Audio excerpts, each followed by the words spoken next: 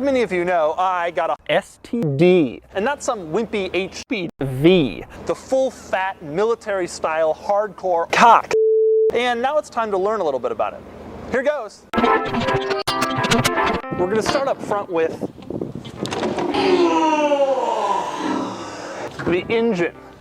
Now, despite the STD size, it doesn't use some giant 8-liter V10 or a huge V8. This is just a giant 8-liter V10 or a huge V8.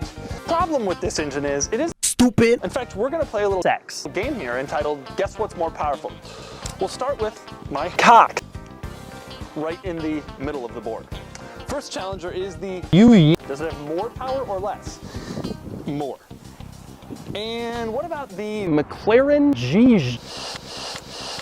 More or less? Less. And the Trabant. Does it have more power or less? That would be more. The result is that sex leaves a little something to be desired. To show you what I mean, here's a full-blown 0 to 40 penis to the butt run.